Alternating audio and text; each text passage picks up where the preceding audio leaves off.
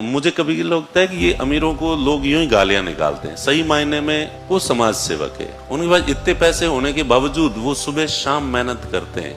इतनी उम्र हो गई है लेकिन अभी भी वो अंबानी जो है वो 70-80 साल का हो गया है, लेकिन अभी भी सुबह शाम दौड़ रहा है। उसके पास इतनी प्रॉपर्टी है कि वो अगर एक एक चीज को देखने लग जाए तो उसकी जिंदगी खत्म हो जाएगी, देख ही नहीं सकता। इतनी प्रॉपर्टी उसके पास ऑलरेडी है, फिर भी वो इतनी मेहनत कर रहा है। और मैं कह रहा हूँ उसकी प्रॉपर्टी का 1000वां हिस्सा तुम्हारे पास आ जाए, तुम बेशर्मों की तरफ पड़ जाओगे, कुछ नहीं करोगे, दिन भर रीलें देखोगे कि बस अब अपने बैठे बैठे खाएंगे, मेहनत नहीं करेंगे। और उसकी मेहनत का परिणाम ये है कि तुम लोगों को इतना सस्ता डाटा मिल गया है। वो जियो नहीं दिया है, जियो लॉन्च नहीं हुआ था ना, उससे पहले 1 GB डाटा के 400 रुपए लगते थे। इसलिए आदमी दिन में 1 या 2 बार मोबाइल डाटा ऑन करता था, जरूरी व्हाट्सएप मैसेज देखने के लिए। बाकी ये कोई रीलें थी और कुछ भी नहीं था, कोई इंस्टाग्राम थे और कोई कुछ ही नहीं था।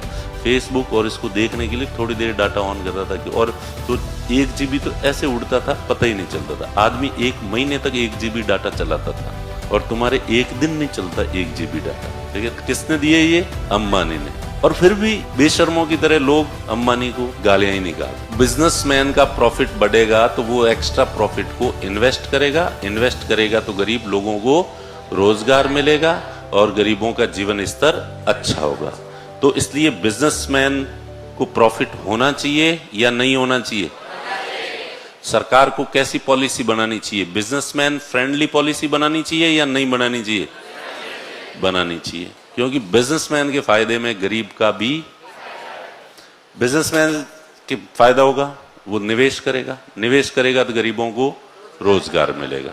उसका फायदा जितना ज्यादा होगा, सरकार को टैक्स उतना ही ज्यादा मिलेगा। सरकार के पास जितने ज्यादा पैसे आएंगे वो गरीबों के लिए वेलफेयर स्कीम्स भी ज्यादा चलाएगी गरीबों के कल्याण के लिए।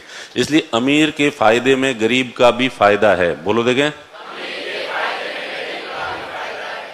और अमीर के घाटे में गरीब का भी ज्यादा है। लेकिन फिर भी गरीब क्या चाहता है?